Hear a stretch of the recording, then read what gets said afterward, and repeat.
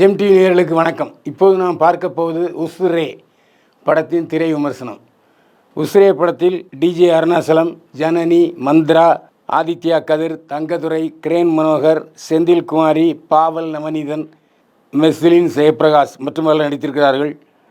Marquee Joy ஒளிப்பதிவு செய்திருக்கிறார். Kiran Jose இசையமைத்திருக்கிறார்.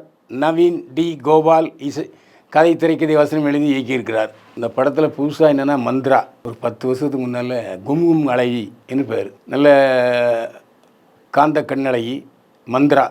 பெயருக்கு ஏற்றபடி உங்களை பார்த்து மந்திரம் செஞ்சிடும். அப்படியே பின்னால் போகக்கூடிய ஒரு அழகி. அந்த அழகி இப்போ ஹீரோயின் அம்மாவாக நடிச்சிருக்காங்க இந்த படத்தில். அதான் ப்ளஸ் பாயிண்ட்டு. மற்றபடி பெரும்பாலானவர்கள் புதுமுகங்கள் தான்.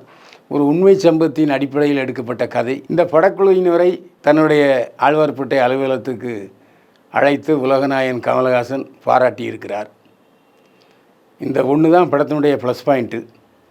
உண்மை சம்பவத்தை அடிப்படையாக கொண்ட கதை என்று சொல்லியிருக்கிறார் இயக்குனர். டிஜே அருணாசலமும் ஜனனியும் ஜோடியாக நடித்திருக்கிறார்கள். ஜனனி உங்களுக்கு தெரியும், பிக் பாஸ் ஏற்கனவே வேறத்தானவர், அதுக்கப்புறம் கல்யாணம் ஆனவர். கொஞ்சம் பார்ப்பதற்கு கல்யாணம் ஆகாதவர் போல தோற்றமளிப்பார்.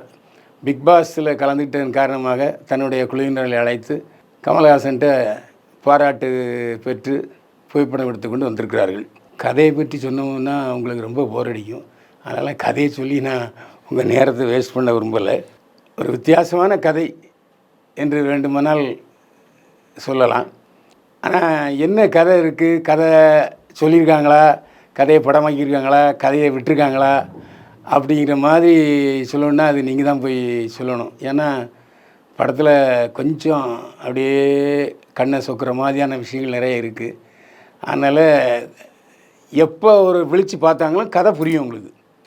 தொடக்கத்துலேருந்து பார்க்கணுங்கிறது இல்லை, கடைசியில் ஒரு 10 நிமிஷம் போனால் கூட இந்த படம் நல்லாயிருக்குங்கிற மாதிரி தானே படம் இது.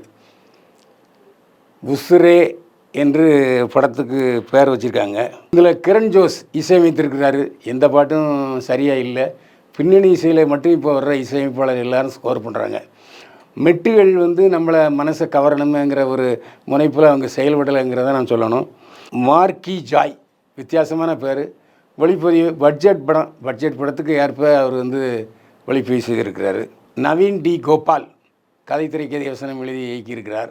நாங்கள் ஒரு பட்ஜெட் படம் எடுத்திருக்கோம், சின்ன படம், அதை பார்த்து கரையேற்றுங்கண்ணே இன்னும் பத்திரிகையாளர்களை கேட்டுக்கொண்டார். இப்படி சொல்லும்போது நம்ம என்ன செய்ய முடியும்? சார், நான் எங்கள் வீட்டில் படிக்க முடியல சார், கஷ்டமாக இருக்குது சார், இருந்தாலும் நான் கஷ்டப்பட்டு எழுதியிருக்கேன், கொஞ்சம் நல்ல மார்க் போடுங்க சார் அப்படின்னு சார்ட்ட கேட்பாங்கல்ல, அந்த மாதிரி இந்த இயக்குனருக்கும் குழுவுக்கும் கேட்டுச்சு.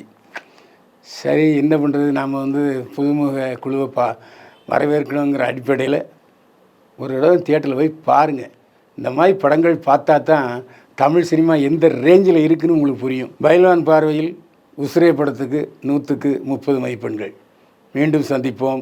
வாழ்க வளமுடன்.